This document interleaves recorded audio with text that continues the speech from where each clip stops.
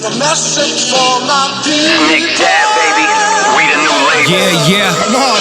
Yeah. Come on, son. Now this the black sheep, thinking it's home. I need a crib like I'm Gatsby. I need it. In hand, just understand my pocket's that deep. With nothing to prove, I ain't got nothing to do. When they can't compete and I got nothing to lose. You see, they told me I'm the one that's gonna benefit. Never been a threat. Yes. What's good, everybody? Welcome back to Veterans Minimum, the number one sports betting vibe on the internet. I am your delightful host, Nick Dais. At Nick Dais 10, as you can find me. To my right, wearing a jersey of a guy who's no longer on the team. That's just, you don't have to start. Josh Williams of the American Fan 365. I literally said that earlier on my show. Like, this is now another jersey relic of a time once had. Yeah. And if he ends up being a Hall of Famer, it's a classic. Let's not hope that. I mean, I wish that for him, but yeah. I mean, if it happens now, it just leads into another long line of sadness for the past few decades. I want to pick up with that right after we introduce our guest, a guy who is a friend of the show, has been on the show many, many times in the past. And through the content space, you get to meet a lot of cool people for real. And I've told him this on the show and in private. Bo Templin is in the building, in studio, finally made that happen. What's good, bro? I'm gonna have to say it's a slight upgrade from the last in-studio podcast that we did. Yeah. Just a slight notch above. This is good work, brother. Nice job. Listen, this is definitely an upgrade. The vibe in the studio in Astoria, shout out Queens, was pretty dope too, bro. Little Harlem. Yeah, Little Harlem, bro. You know what I'm saying? It was a good time over there too. Yeah. A lot more Gritty. Yeah. It's earned. It was It's more New- rugged. It's New York. Yeah, it was more rugged. Listen, it's for bootstraps. Yeah. It's cool that I don't need to anymore like clap to line up the audio, which is really nice because that was something. You remember I would stop down to do that? Bro. Dude, I've told this story so many times, bro, but it's a classic. It shows, shout out to Josh and Brian in the control room for making shit way easier than what I had to do. But dude, I used to have I know. the two iPhones. I would have two iPhones set up, right? And I would have a Zoom recorder. Microphones were on fire. Shout out to the Patreon members, patreon.com/Veterans Minimum. They helped buy the microphone. So I used to call these the Joe Rogan mics because the first time that I saw them was on Joe Rogan. Yeah. And these are like the top of the food chain kind of The microphones. Shure Yeah. mic. And I had a couple set up over there. So I would have the Zoom recorder. I would press record on the cameras, the iPhones. And then I would press record on the Zoom recorder. And then I'd literally just like You gotta get clap. the audio spikes That's right. and then get to editing. So we've come a long way. Now we got people that can help us build out the show. So shout out to everybody here in the studio. When I visited you in Astoria and we recorded, it was the first thing you said on air. You go, you know what the claps are for? Yeah. Oh, guys, like, come on, dog. I've recorded a pod. I know Yeah. exactly what it's for. And you were like, all right. It almost felt like I was like earning like a badge or something. Was like, I knew what the claps meant. You know what I mean? Not everybody knows what the claps mean. No, I'm dead serious. You know what I'm saying? For real. That's why I was laughing because I was like, I understand what you mean. Yeah. Like, Yeah. Claps can be That misinterpreted doesn't too. mean That's that- why I was laughing. Because Oh, that's why I died. Yeah, right. So I'll be 33 in March, but I'm still immature. You know, I watch wrestling Phrasing. once a week. So shout out to wrestling too. Hey, the passing Paisan is about to take the field in a couple of minutes. that's on me.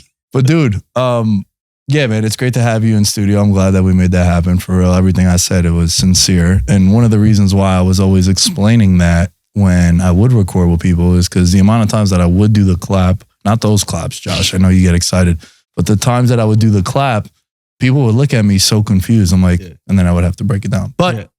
I Those don't. those days are gone. Yeah, they're gone, man. And yeah, shout out to everyone that's been listening to the show to make this happen. That's dope. That's a testament and That a is. testimony for sure. That is. All right. How do you guys want to start? Hey man, it's your show. I can't sway the message. No, I'm in a good mood today. You showed up on time. Shout out to Josh. Showed Wow. up on time. You show up 2 times late and you forever are now the late guy. Yeah, you're the late guy, bro. Dude, I was like, I was here an hour early because I was not going to deal with it. I was not going to deal with no Las Vegas traffic, none of it at all. I will say I'm a little bummed that we couldn't record tomorrow because the Giants have a big game in like an hour. Do they not? Yeah. Against Your team. my father's Green Bay Packers. Go. It would have been interesting, I guess, perhaps, we could have reacted to that, but all good nonetheless. Excited for a good reaction maybe to the NFL week. Yeah, I thought it was a pretty cool week. Some big games. I think. There is a doubleheader Monday Night Football tonight. Yeah. I was like, I know, it was really weird. because I'm looking at the screen and the screen showed the Packers and I'm like, that's a rerun. No. Yeah, Packers, Giants, and then Titans, Dolphins are kicking off in about an hour. It's a big spread. Yeah, big favorites. We took Miami 13.5 in Circa, and we got the Giants plus 6.5 tonight. So Packers got a lot of guys out. So let's see. And that line is moved to -5.5 now. So you got it at a good We number. got a really good number. Yeah, Maybe a pinch for the Packers here. A little talk of the town team right now. Feel right, like everyone's buzzing. Oh, Love looks good. And again, I'm like rooting for the Packers to play well. My whole family are all Packer fans, but the buzz is pretty high right now. You could see the public kind of swaying in that direction. I mean, look, listen, they have good coaching. You know what I'm saying? Like everybody that always wants to jump off a bridge one way or another, if you have good coaching, it's going to bear out in the end. You know what I mean? Just my take on it. I mean, everyone that's been listening to the show knows my take on the Packers. I said this before they played the Lions. It was before Thanksgiving. I said if they could weather the storm, these next two games, because they played at Detroit and then home to Kansas City, if they could leave that 1-1, I think this is a team you got to watch out for. And then they ended up leaving it 2-0. Jordan Love, the last 3 games he's played has been absolute money. He's been one of the best quarterbacks in the league. And I think a lot of that has to do with, he was a rookie basically, right? Yeah. Like this is his first time. So obviously he's going to have the growing pains. And that's why I thought Green Bay, they were my pick to win the division. You know what, bro? It's not looking as bad as we thought. Yeah. 12-5 was crazy. You're also like this Raiders Vikings game away yesterday from it being really in good shape for the Packers too. But I don't even think it's Minnesota that I'd be worried about if I'm Green Bay. Yeah. I think it's Detroit, Yeah. and Detroit's schedule the rest of the way is pretty favorable. But the Packers, if they win tonight, which I think they win, but I think the Giants cover. Yeah. I think it's one of those sloppy games with all the guys that Green Bay has out. And it was something that we were previewing last week when we were talking about it. This Packers team is legit, man. They have weapons on both sides of the ball. And Jordan Love he's so volatile. We didn't know what to make of him. That's why I think the ceiling could have been so high. And then the floor was so low with them too. Since we don't know what's going to happen in that game, I do want to pick up with something that went down yesterday. And as we have the ISO cam here, shout out to Brian for leaving the ISO cam. I'm going to pat myself on the back for my Dear Buffalo video, baby. We're circling the wagons. The Bills, I'm back. Shouts to the 716 Elmwood Avenue. The boy is back. They beat the Kansas City Chiefs. And not once, not twice, not 3 times, on 4 different occasions, fellas. Your boy, ISO cam on Josh. Look how upset he looked. Yeah. Your boy, Kadarius Toney, which I tried telling all Kansas City Chiefs fans. I told everybody, if you're excited that he's your wide receiver 1 or he's one of your starting wide receivers, expect him to do some dumb shit. And it might be lining up off sides. It might be Offensive pass interference. It might be a muff punt. And then it might just be that he'll have a 100-yard game and then miss 7 weeks because he pulls a hamstring. Because I got to see it in person. I got to see it when he was on my team. And he's a game changer. You saw the Super Bowl. He swung the game with that punt return. And that's the thing. And the touchdown. And he's a great player when he's on the field, but he does do dumb shit. And he's probably cost them 3 wins this year. I will say this, and this is the reason why I put it in my story yesterday. The second this child committed that penalty, my phone blew up with Giant fans. Like no other fan did me. Like out of nowhere, I got flooded by about 15 texts. And it was like, and everybody had the same laugh. Everybody was sending gifts. it was a sad bit of business. But come on, Sergeant No Brows. I need you. That's Young Joker, bro. Young Joker, the mixtape. He dropped the mixtape when he got drafted. Young Joker, that's his rap name. That was his social media handle. I don't know if it's still his social media handle, but. And another piece has fallen into place. I will. So you talked about his good performance in Super Bowl or just the playoffs last year. Yeah. Tough week for Tony. I'm not going to defend, right? Tough week. There's nothing you can really say about it. But if the Chiefs end up in the playoffs and play well, and Tony plays like he did in last year's postseason, none of this matters. And it's honestly not that different than like, I'm trying to think of a good comparison. Tim Duncan, very average, like free throw shooter in the regular season. But something like what happened, like come playoff time, like just taking the reps a little more seriously. Maybe it's the nerves of the other players that everyone else drops to a level and he stays the same. If Tony plays fine come postseason time, no one will remember this stuff. This play, in instance, yes, they'll probably remember because it could have been the greatest play of Travis Kelce's career. Ooh. But outside of that, right? Outside of just the single play, and if you're just talking about the loss, come playoff time, he plays well. This isn't an issue. We were watching the game together yesterday when that happened. Do you remember what I told you when that play went down? Before we knew about the penalty and all that? Do you remember? Trying to talk to me. Crazy. You guys don't pay attention when I talk. That's a problem with you too, bro. I tried to tell everybody about Buffalo. I tried to tell you guys about the Packers. And then when I'm holding these tickets at 50-1, right now the Bills, right? The Bills are 20-1. Told everybody they were on the bye week. They were 50-1. No one pays attention. And then they complain. You know what I'm saying? And then they complain. All right. What'd you say? What I said was, I think that's the future of football. Oh, okay. Those type of plays. Bro, how do you stop that? It's schoolyard bullshit, but that looked choreographed. That was beautiful. Looked legit. Yo, we're going to hit Kelce on a post route. He's running. He has two defenders on him. No one ever thinks to pick up a guy like Tony. They've done that before. Yeah, they've done that a bunch of times. You know what I'm saying? But some of them have been a little bit more scripted. Like there's the famous one, they were playing the Lions. Kelce catches a pass and he kind of laterals it to LaShawn McCoy coming on like an end around. That looked a lot more scripted. I think that was all improvised. I think he caught that pass. He's running. He's about to get tackled. He's like, yo, 20 yards away from me is Kadarius Toney. Let me throw it to him. And he just walks into the end zone. I really think that's the future of football. And it could get sloppy because then it's laterals, then it's a fumble, it's a live ball.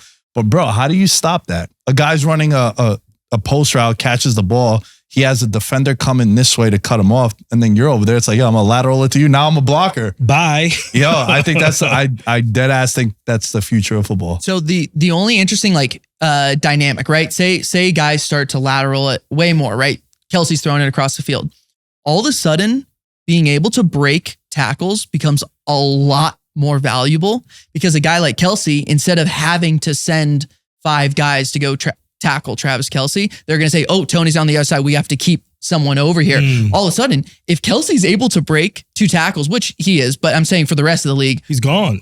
Yeah, he's gone.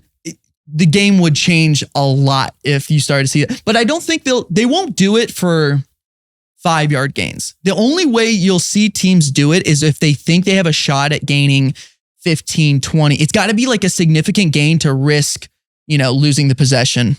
Or points. I mean, because listen, like you said, that's a live ball. So once that ball gets in the air, you can just, if you're anywhere near Kadarius Toney, I could just take him out. He's no longer like an unguardable offensive player. Like I can just take him out and the ball is now live. You know what I'm saying? Because you've lateraled the ball. The ball is free game. So once the ball's in the air, you could light up Tony. Yeah. Oh yeah. Yep. Yeah, it's why sometimes you'll see a pass interference gets called and all the players are like, yo, it got tipped. Because if it gets tipped, I could tackle you. I can light him up. Yep. Yeah. Yep. You know what I'm saying? So once that ball is already in play, it is no longer in the quarterback's hands now, essentially. Mahomes and the Chiefs, I feel like, have been pretty likable the last couple of years. Like they're a team that they're fun, they're explosive, they put up a lot of points. Are you starting to get soured on them with the complaints? I feel like they've been complaining a lot lately. Yesterday is probably the moment where people are going to start to recognize it, but I think it's actually a combination of like the Taylor Swift stuff probably, right? As well. You're also getting like Trav and Patrick just jam down your throats during commercial breaks, right? It's State Farm. It's that like Pfizer or whatever it is that Travis is doing. Experian too, like credit scores and shit. Right, you see that? Right. Yeah. We're just being like fed so much Chief stuff. And then yesterday, everyone in the world knows that he was lined up, in the neutral zone, and Mahomes is just frustrated. So he's pissed off at the refs, but like he wasn't pissed off at the refs. He was pissed off at Tony. He just can't publicly go out and scream at Tony. Yeah. So he chose to do it at the refs instead. Yeah. That was another thing. He was offsides. Yeah, no, like yeah, he definitely was. He was definitely offsides. That is not up for debate. And I think you should take your anger out on your teammate there. Which, by the way, bro, the dumbest penalty in football, I think, is defensive holding being a first down. I think that's really dumb. When it's like 3rd and 18 and a defensive holding now, which is a 5-yard penalty, is an automatic first down. That's crazy. You're saying the punishment is dumb. The punishment is dumb. Yes. Yeah. Not the penalty. Not the penalty. The actual dumbest penalty, I think, is false start on wide receivers or offsides on wide receivers, because you're literally looking at the ball. Yeah. And you know the snap count. And you're always the last one to react. So those used to and still do. I think it's the one where it's embarrassing when you jump off sides as a wide receiver. It's unfortunate. It's definitely unfortunate. I will say that. It's just nuts, man. But what do you make of Buffalo winning? Tale of two halves, though, because Buffalo played really well in the first half. Second half, they were just trying to give that game away. I looked up and I was like 17-17. It was 14-0. Yeah. So for the simple fact that the Chiefs even came back and made that a game was already interesting. But look, these Bills, I might have something to say about the Bills later on in the show. I mean, Josh Allen, when Josh Allen is good, especially he's been kind of taking and putting the ball in his hands more this year, I think. Something to be said. What do you think? There was a couple instances, I think, during the game yesterday where I told you, Nick, that Allen has a case of Brett Favre-itis, where your arm is so strong that it probably gets you into a bit of trouble because you think you can, squeeze the ball through any window. And that happened a handful of times, but let's pretend like yesterday was the Kansas City Chiefs of 2020, right? No questions about this team. They're one of the best teams in football. We don't have the questions that we have about them this year. Say they beat a really good Chiefs team. That Bills team kind of looked like the Bills team of 2 years ago when Daboll was in charge, because Cook was kind of eating at running back yesterday. And I feel like Josh Allen at his best is going to be partnered with like a really solid running back, because once Allen starts to like sling it a lot and the Brett Favre-itis starts to kick in, that's when they get in trouble. I think a big indicator for the Bills' success is going to be, the running back play, James Cook. Yeah. Which was good yesterday, hence why I think they won. Protects the ball too. You know what I mean? Yeah, just it protects your quarterback. You don't have to have your quarterback dropping back 45, 50 times a game if we can run the ball effectively. And it's about to get cold in Buffalo, if it isn't already. So throwing the ball into that headwind is just, it's already not a good recipe. But yeah, to your point, I think it definitely does help them.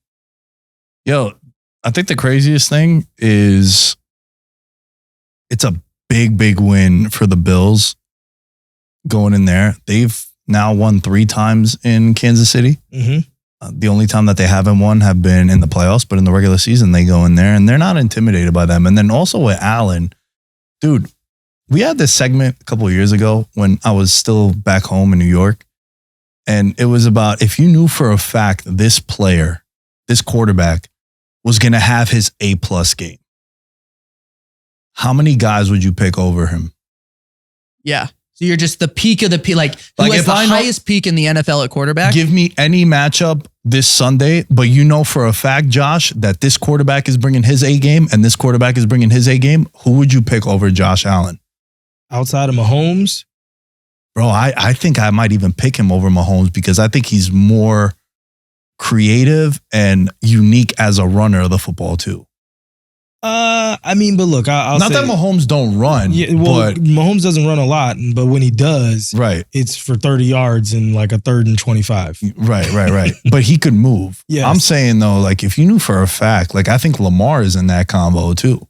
At his absolute Like, best. yeah, I'm saying like if you know for 100% certainty, if you had a time machine and you knew that this weekend these two quarterbacks, these two teams are playing each other, and you knew for a fact this guy was having his best game possible and this guy was having his best game possible, I don't know how many guys you would take over Josh Allen. And he didn't even have that crazy of a game yesterday. Yeah, right? Like, but that's kind of that a little bit. My point is like, I think for the Bills to have success, it can't be necessarily like Josh Allen throwing for 404 tuds almost. Like, in a way, there's something in the middle between the two where like, you know, you can't pound the football. You still got to let Josh Allen, you know, get out into space a little bit, you know, shed a tackle, and then he throws something 30 yards down the field and it's fucking nuts. But outside of that, I think there's a little bit of a balance in order for the Bills. But I hear what you're saying. Like, Josh Allen's fastball is as good as anyone's in the league. I don't know if I can necessarily take him over Mahomes on a good day, but goddamn, that fastball is pumping. Look, it's Mahomes, Burrow, and Lamar outside of Josh. That you can say any of those. You know what I mean? You put your hands up and say, well, whoever's the best that day is just it just happened. Maybe the defense did something to help us. You know what I mean? But like, yeah, that's the four. When they're on their game, there's almost nobody in the league that can touch them. Yeah. It's hard. It's hard to argue against that. And look, the thing with Buffalo, before we wrap up on this game, is they're still 11th in the playoff seeding. But you look at the rest of the teams that they're going up against. It's the Colts. It's Browning with the Bengals. It's the Steelers. Joe Flacco and the Browns. I think it's, you know, Houston, who knows how long CJ Stroud is going to be out for. I just think that Buffalo, that was a big win for them. And it's only going to get more difficult. That was another reason why they were 50-1 to win the Super Bowl when I bet them. Because now this week they play Dallas. They play them at home, but their schedule is tough. They got another game against Miami. That might be it's at the end of the year, but that might be for the 1 seed. If that Buffalo Browns game so assume Flacco's at quarterback. If that Browns Buffalo game is in Cleveland, what do you think the spread should be? 4. I think it might be like Browns -1.5. Yeah. And people are going to be, it's going to be a fishy line. I think that's a very appropriate line. And I It's guess gonna that was be my point, is sketchy. like that Browns D, dude, they cause problems for quarterbacks. And if you're a QB who just, you know, I hate sounding like a Josh Allen critic because it's stupid to sound like that. But, you know, maybe one of his downfalls is that he's a little aggressive with the football. Against the Browns, that could be tricky. I don't know. Just that caught my attention. He has a propensity for giving the ball away, is what you're saying. At times. That's good use of the word there. Very good word. Very good word. You know how I get when I hear these big words, bro. You get excited every I get time. very excited. Anytime I throw something out. Bills are at Buffalo with the Cowboys this week, then go to the Chargers, who probably aren't going to have Justin Herbert, so that game doesn't look as intimidating. Then you're home to the Patriots, revenge game because they beat you. For the 300th win. And then you go to Miami to end the year. And again, we don't know. That might be Miami is rested because they're the 1 seed. Who knows what that's going to come down to. But I think Buffalo checks all the boxes for a team that could definitely make noise because they got the quarterback, dude. They got the quarterback. And maybe now they don't have the pressure that they had all these other years. I like this. I like this a lot, Nick. They don't have the same look, the expectations coming into the year was that you were a Super Bowl contender, and then it looked so shaky. Now it's like you kind of got to win out and get in. And now if you get in, you're going to be a wild card team. Nobody's taking you serious. Yeah, whatever. You're playing with house money.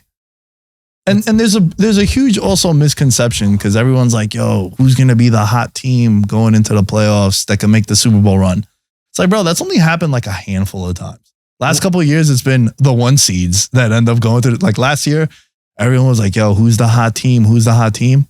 It ends up being the Eagles and the Chiefs, who were both the 1 seeds. So, yeah, there are certain teams that are going to be difficult for you to match up with, but I think Buffalo, because they have the quarterback, is definitely one to keep your eye out. And I know I am. My pockets are too. Buffalo still, they look a little bit like your 07 Giants. They have that kind of a feel. Look, Josh Allen, definitely a way better quarterback And the defense isn't the 07 Giants deep. That's I fair. like the vibes though. I agree But with the vibes. just in terms of what you're saying, in terms of getting in, and then it's like, oh, you're just happy to be here. But it's like, no, we're not happy to be here. We have the quarterback. Yeah. You know what I'm saying? Whereas a lot of teams that are just happy to be there, they don't have a quarterback that's actually going to lead them anywhere. They're happy to be here. We'll figure it out next year. And Buffalo has a couple losses on the schedule that are one score games, one possession games. It's the overtime loss to the Jets. It's the game against the Broncos on Monday Night Football.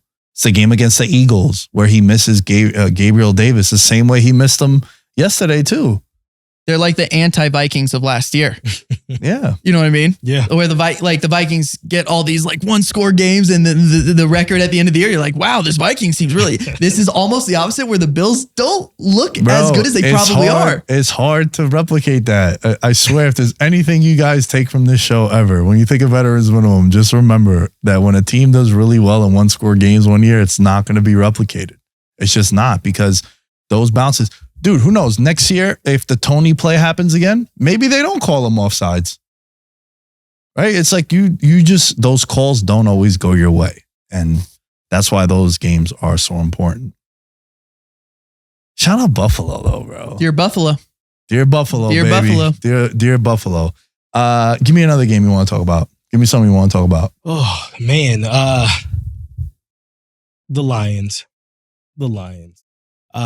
Completely lay an egg versus the Bears again. And remember, they were down big to the Bears earlier in the season, but then they had that late comeback to like, oh, you know, these Lions are getting it. They're figuring it out. To do that again, when I went into church, they were up 14, I think, to 7. I think it was 14-7. And they didn't score again. That was basically They must have not gone to church then. Like, for real.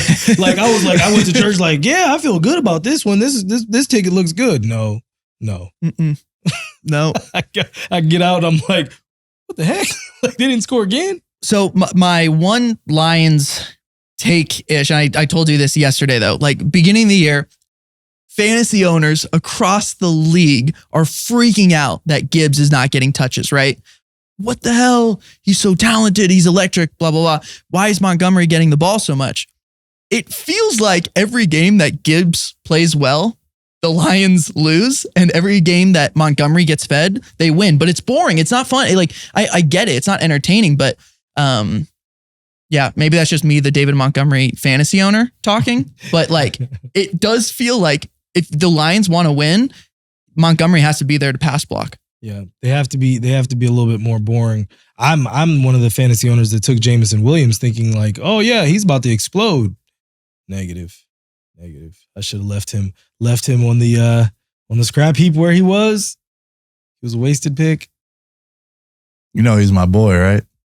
Yeah. I'm aware. He's one of He's us. one of you. He's one of us. Likes to bet, bro.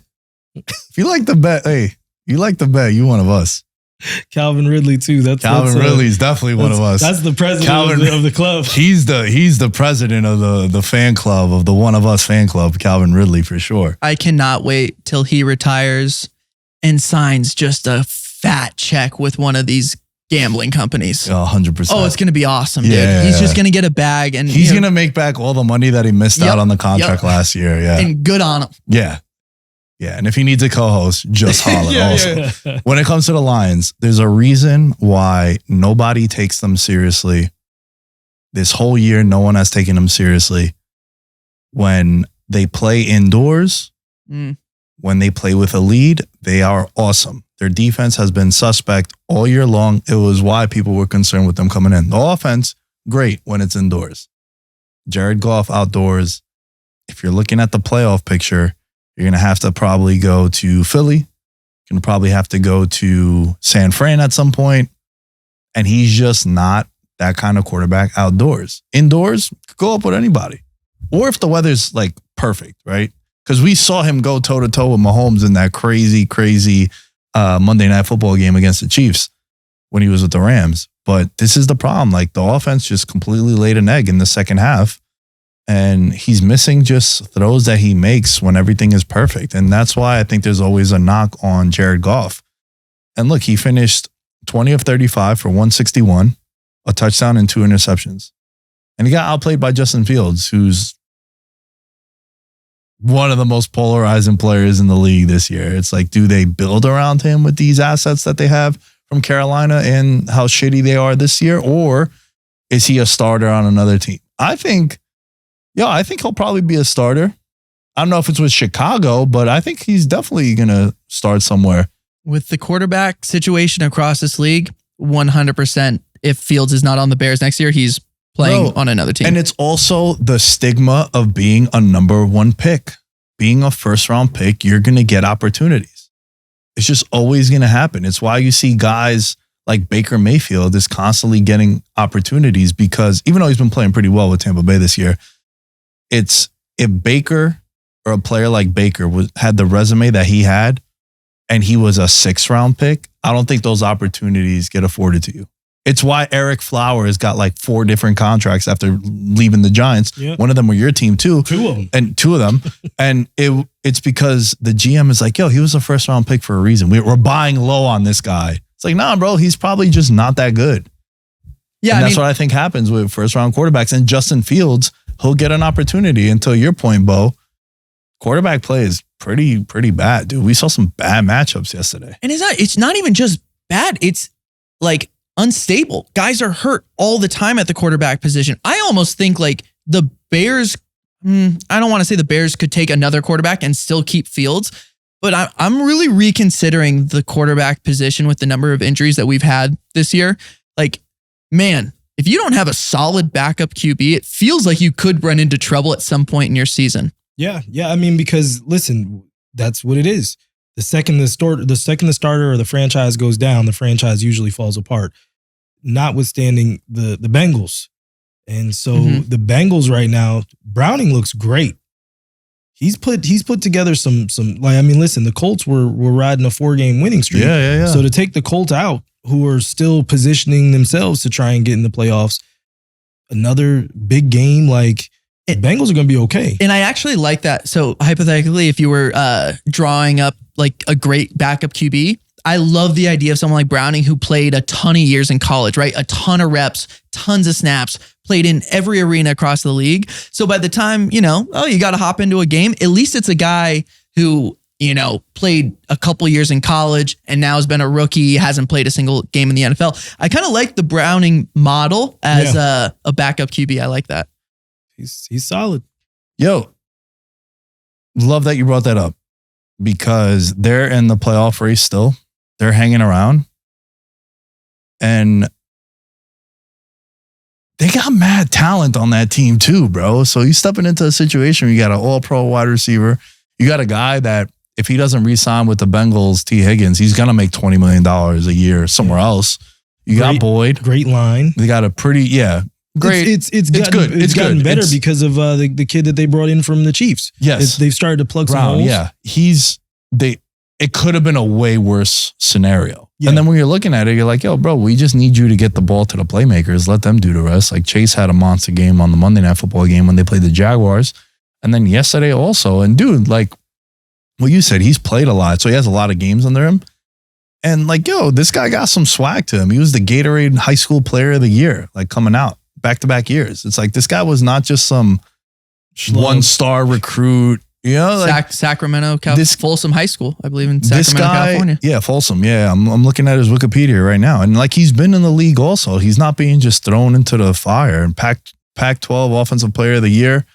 Like this is a guy who, again, he's going into a situation where it's like, bro, I got talent. Imagine if he stepped into a situation like, I don't know, think of a shitty team now that got no talent on. Loki, like T. Higgins is like the Panthers. Sorry, imagine going into the Panthers.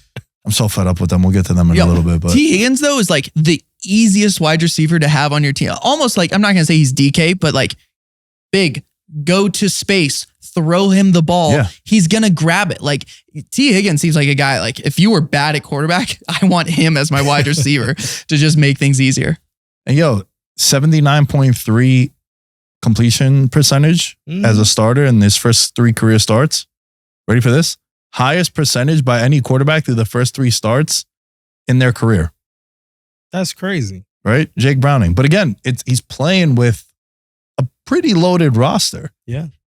And for a coach that knows what he's doing. yeah, and a team that's battle tested, bro. That's like right. they're gonna be a tough out. Like they got a monster game going up against the Chiefs, like week 17. Because I remember that's like fantasy football playoffs, the championship. Yeah. And that's also, we were previewing it in the preseason, like that might be for the 1 seed that has playoff ramifications. And it still might. And I think that, the Colts, right? It's kind of what I expected to happen there. The Fighting Minshews. Minshew, dope backup quarterback, right? We were just talking about backup quarterbacks. Like there's a guy who he got pushed out of Jacksonville because they had the number 1 pick. It was going to happen to anybody. Yep. Right? Especially Yep. with Trevor Lawrence. Inevitable. And then he's a backup to Jalen Hurts last year. So he has a championship pedigree. This is a team that went to the Super Bowl. And he actually started a couple of games for them and played pretty well. Like they almost beat the Cowboys in Dallas last year with him at quarterback. And he's a guy who he's not afraid of the moment. And he steps in for Richardson this year. And he has them as a playoff push. We were talking about this a couple of weeks ago. It might have been last week too, how wild it is that there's 3 teams in the AFC South that might make the playoffs. Yeah, that is crazy. Where you thought that there was no way. And even in the beginning of the year, it's like, the only team that can make the playoffs is the team that wins the division. And now you have 3 teams in this race. So I think that the Bengals are definitely going to be a player moving forward, at least for the rest of this year. Yeah. And Even without Burrow. You were talking about Gardner Minshew, and I might have to check myself here after I say this statement or whatever. Gardner Minshew, Baker Mayfield, at least if they're at quarterback, right? I know they're trying to win. They're not trying to not lose, right? Like they go out there and he's trying to win the game. Like Gardner Minshew goes out there and is like, yo, how do we score? How do we do this? Even if it's like, he's not 6'5", slinging the ball perfectly or whatever. At times I'm like, hey, you know what? He's trying to fucking win. And I really appreciate that about him. Yeah, I'm smiling because I know exactly what you're talking about. Because that's how I like my quarterbacks, bro. Like we were talking before about the gunslinger thing with Josh Allen. I'd rather you try to make a play than be the last 5 years of Eli Manning, where it's 3rd and 9 and you're checking it down to Saquon Barkley or Evan Ingram, and then 4 guys tackle them and it's 4th and 7 now. Like I'd rather you try, dude. Like, there was a stat, and PFF, I'm more pro PFF when it comes to like offensive line ratings, because I can't tell you very rarely on like a 3rd and 7, if I have a big bet and it's like Trent Williams going up against like Hassan Reddick, I'm like, all right, let me look at that play. Yeah. Right. But overall, offensive line, it's a hard thing to grade. Like one year I thought Eric Flowers was the next right tackle of the NFL fucking decade, and then he's off the team in 6 games. So it's a hard thing. And the reason why I'm bringing this all up is because PFF has a stat, and I don't know the exact actual term of it, but it basically says how many throws do you make at the first down marker or past it. And it was always Eli Manning was towards the bottom of it. You know who was always number 1 for like 6 straight years? Jameis Winston. Obviously throws 30 interceptions, but to me, it's like, you're trying to win. You're trying to make a play. You're not Alex Smith. You're not Eli Manning. You're not like tail end Phillip Rivers when his arm was completely fried. Drew Brees at the end. Like, I'd rather you try to force it. And if you're going to throw interceptions, I don't like the interception that Josh Allen threw against the Eagles on 1st and 10. But if it's 3rd and 8 and you throw up a pass, deep one, 25 yards down the field. All right, it's a short punt. I get it. Or even if it's at like midfield, you throw the pick, like whatever, bro, you were going to punt anyway. Maybe they got a good return. Yeah. You know what I'm saying? As long as it's not a house call, pick 6, or don't throw interceptions in the 20s, I like to say. So like, don't throw it in your 20. Put them in the red zone, and don't throw an interception when you're in your red zone. Besides that, bro, like, and I've been adamant about this shit before I even did content, bro, because I was an Andrew Luck fucking stan. And when he didn't win the MVP because they gave it to RG3. Oh, you mean the rookie of the year? Rookie of the year. Sorry, yeah. When he didn't win rookie of the year because he threw more interceptions than RG3, like, bro, Andrew Luck made the playoffs also on a team that was pretty bad the year before too. RG3 what? I know it's a sensitive subject. Yeah. But like, Andrew Luck also threw the ball 300 more times than him. It's like, no shit, he's throwing interceptions. He threw it 300 more times than him. I mean, listen, RG3 ushered in a new wave. He did. He And that was fun, bro. That was very fun. don't you take my one RG3 year away. Hey, you know what? You're that was right. the last year of fun. Yeah, It's been bad news bears over here in the burgundy and gold. it's been rough. But remember, RG3, I think he only threw 4 interceptions. I want to say he had like 30 total touchdowns. He had 3,200 yards passing, 800 yards plus running. And we took down some big teams that year. We took down the Saints with Drew Brees in New Orleans. That was that was the season opener. That was like the first time, there was a lot of firsts in that game, but like, yeah, don't take my RG3 year away. RG3 threw the football 393 times that year. Andrew Luck threw it 617. Oh my God. How RG3 many had yards? 5 interceptions. He had 3,200 yards. Andrew Luck had 4,300 yards. He threw 18 interceptions. Okay. And then what was the team records? The Colts were 11-5, We were 10-6. and they were actually. Why does it say 9-6? No, we were 10.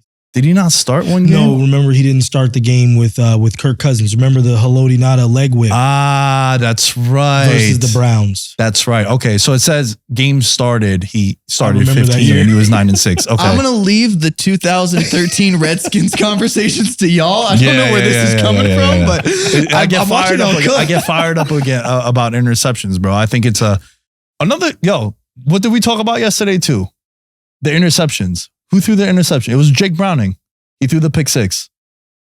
He threw the pick six against the Colts, and I was saying, even though it was a shitty throw by him and it got led, Okay. interceptions is not a quarterback stat. Oh yeah, the bat. We were talking about the batted down. The balls or batted whatever. down. He threw a ball where like Yep. the tight end stopped, and it was a bad example. When we saw the replay, I was like, all right, I take all that back. But like the concept remains that, dude, if Kadarius Toney, Yeah. week 1, Yeah. right here, ricochets off, Yes. pick 6, right? Yes. Not his fault. It's not Mahomes' fault. That's right. So I And think he's there should be an asterisk. 2 interceptions, Yeah. non-batted balls that were picked off, and just clear interceptions. Need 2 of them because like they're just not the same. No, that's right. Like just a bad ball. That's the quarterback. Yeah. Yeah. But Like Bryce Young, they're all Bryce Young's fault. yeah. Like this guy, dude. I mean, bro. How about you try to throw it to them and let's see if we can pick it off. Yo, listen, I don't know what's happening. ISO cam, please, here while we're over here, if we can. Thank you very much, Brian. I don't know what's happening in the NFC South, and I know that accusations sometimes can be very seriously. There might be some point shaving going down with those quarterbacks, bro, because Desmond Ridder has had some funky plays in the red zone, and then Bryce Young just gift wraps. Derek Carr had 37 yards passing on 17 pass attempts yesterday. And then his center was yelling at him. It's like, yeah, that's why the center is yelling at him. Spin zone. I'm going to spin that. Okay. Okay. Maybe the NFC South has some better defenses than we're giving credit for. Is it possible that like the Falcons, Bucks, Saints are all like a little better defensively than we might give them credit for, even though they're like, 500 teams or whatever? Is it possible that those teams have like solid defenses and are presenting problems for young quarterbacks in this league? I also think it's because the quarterback play is so bad. That's why the defenses look that good. Dude, I'm also very salty because we had the Panthers +6 in the contest. That's and right. there was so many times we're watching the yeah. game together, and I'm like, bro, we need a points here, and then nothing. Just like guys dropping the ball too. A lot of drops. To defend Bryce Young on a serious note, a lot of drops too. A lot of drops. But man, like this guy just loves turning the ball over. He does it like it's his job. Yeah. That was crazy. I will take I'll take the minority opinion here. I'm not ruling out Bryce Young at all. Okay. Like I truly believe like tough situation. I'm not even sure like if you had swapped him and CJ Stroud, I really don't know how good the Panthers are. I could not tell you. I mean that like not even sarcastically or anything. Like I'm not leading on. I have no idea how good the Panthers would be. And I know being a rookie in the league is really, really hard. And I think defenses have been pretty decent in the NFC South, including Atlanta and New Orleans. So I don't know. I saw the dropped passes yesterday from Carolina. Nick, we were counting every single time that a mistake was made. We were like, oh, there goes Carolina's shot. They had another shot. Like they had their chances in that game yesterday. And I'm not sure all of them were Bryce Young's fault. And to your point about the defenses being better, I think that also is showing the defenses being that good because of how bad the quarterback play has been in that division. I mean, I'll say this. Bro, every quarterback has been benched except for Baker Mayfield at one point. in that division? In that division, yeah. That's Heineke came in for Ritter. You're right. Dalton came in for Bryce Young, even though he got hurt. Yeah. Right? His Jameson has come in for Carr a few times. Taysom Hill has played. Except for Baker. Baker's been the only one that's been steady. I think I'm just, because I think yesterday I was like defending Derek Carr. I was telling you like, oh, I don't know. I think people were kind of hating on the Saints a little too much the last few weeks. Like the last month, the Saints have just been getting ripped apart by people. And I'm like, I don't know. Like I see what you're saying, but they're not that bad. Like there are so many teams in the NFL that wish they had Derek Carr right now at quarterback. And I'm shocked when people are complaining this much about it. I'm laughing because I wish for you to say that again. Because this gentleman to my left, in George, the gentleman on my show, they said the Saints were going to get 13 wins this year. I did. I bought into the schedule. Yeah, I bought into the schedule, and I am a Derek Carr guy for sure. Oh, okay. I didn't know you were there. I knew. Yeah, George that was a big. Okay, that was a big reason George why. I knew George was, but I didn't realize you were a Derek Carr guy. Yeah. It's I can't say much because I think I said my Redskins were gonna win 12. So yeah, I mean, listen, you drank before you came on that show, so it's wait, cool, I gotta go back and watch some of these picks though that I did have though, because I think I said the Dolphins were gonna win that division. I think you were on the Dolphins, and also I think your best take this year has been you were like early on Tyreek Hill. The man said he was going for 2,000, and I believed him. So it was like, well, if he goes for 2,000 yards. He's in the conversation. Well, Josh, props to you because I was wrong on the Dolphins and not wrong on the Dolphins and Tyreek, but I think when we talked before the season started, I said, how did the Dolphin season kind of go last year, right? This is a team that comes out with like a really creative, fun, fast-paced offense. All of a sudden, like the weather gets bad. Maybe guys are nicked up, banged up, whatever it might be. I was like, look what happened last year. They might fade out as the season kind of goes on. They have not done that this year like they did last year. So I was wrong on that one. Props to you. But that's not a bad, that still wasn't a bad take. I will say that. I when I saw Tyreek, so I went to the season opener last year, the Pats versus the Dolphins in Miami. And when I saw Tyreek moving in that offense, I was like, this is going to be crazy. Because the Dolphins fans hadn't really seen him. So they were really just excited by like, he's open all the time. Like, it was really just up to Tua to get him the ball. But like, if you just sit back and watch Tyreek, you can say, hey, throw him the ball almost every single snap. Yeah, the thing about Miami, and I sat in those seats over there with Jared Smith from VSiN, and we were talking about Miami when we did an AFC East preview. And the thing we said was they have in the AFC, because I said the same thing about the Packers in the NFC. In the AFC, they had the highest floor to ceiling. And a lot of that had to do with Tua. So to your point, one of the reasons why you felt that way was because Tua was banged up last year. Because he kept getting concussions. And was there another quarterback this weekend that should have taken the advice from this podcast on how to fall to the ground? Yeah. CJ Stroud. Subscribe to the Patreon and I might be playing next week. Subscribe to a YouTube channel. That video. Okay, that was a bit much. The video, but I take all the cheap plugs I could get. But dude, shout out to Jerry Shapiro, my head coach at Syndicate MMA. He's the head of the jiu-jitsu program. We shot a video about Tua, and we broke down every concussion he had. And then literally that same week, he gets hit in the Panthers game, and he does a front roll, which is like part of your main roll warm-ups that you do at the gym. CJ Stroud got concussed yesterday. And if he did a class with Jerry, in one class, he can make him brace himself when he falls. Like, it's really basic training like that. And that would have prevented a concussion for CJ Stroud. And now we don't know how. Look, he's going through protocol because it happened yesterday. But dude, concussions are wacky, bro. You might be out 3 weeks. You might be out 10 minutes. You might be back next week. Yeah. Like, you don't know. But that bracing yourself on impact and keeping your chin tucked in, that's another reason why Miami and Tua have been on fire this year, because they played the same exact fall that he had last year. He's slamming his head on the turf, and then he's out with a concussion. And then he's throwing up the gang signs because his hands are all muffled on Thursday Night Football because he got all stiffed up, and he's just, yeah. I mean, dude, how scary was that? The visual? medical phrase is the fencing position. The fencing position. Yeah. It's like, I didn't know that. I didn't know that either. Yeah. When you're like, when you start locking up. on guard. So it's like when their people's arms lock out. Yeah. It's fencing position or fencing defense or fencing response. Yeah.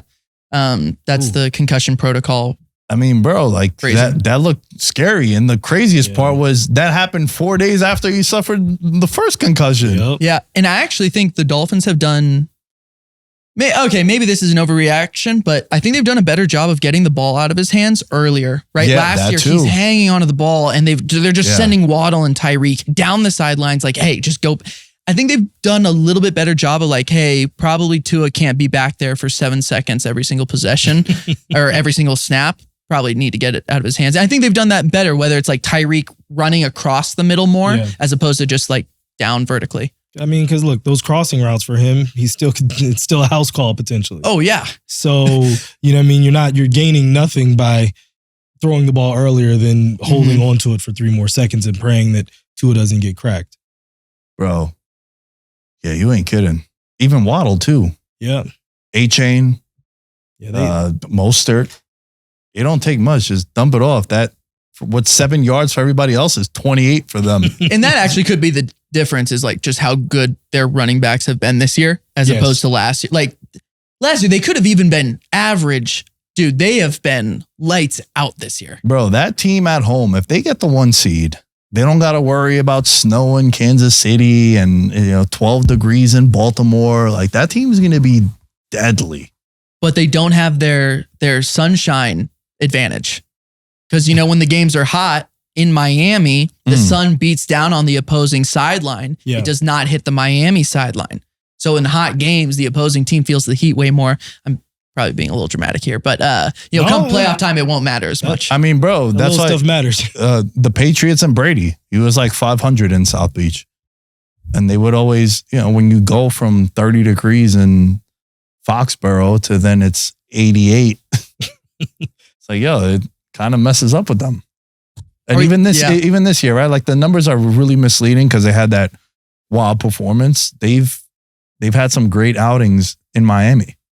A lot of their biggest games have been in Miami from a scoring standpoint. They put up 40 plus against the Panthers. Obviously the 70, they put up 30 against New England. Wacky game against the Raiders. They only put up 20, but they're pretty much putting up 30 or more points every time that they play in Miami. They're averaging more than that. And they put up 45 on your team, Josh, on the road. But I think it's something that when they're a lot of shots at you, right? Yeah, man, you be taking. I be catching. He's got an audience now. He's got an audience now. Guy shows up late twice, and now I'm just firing strays at Josh.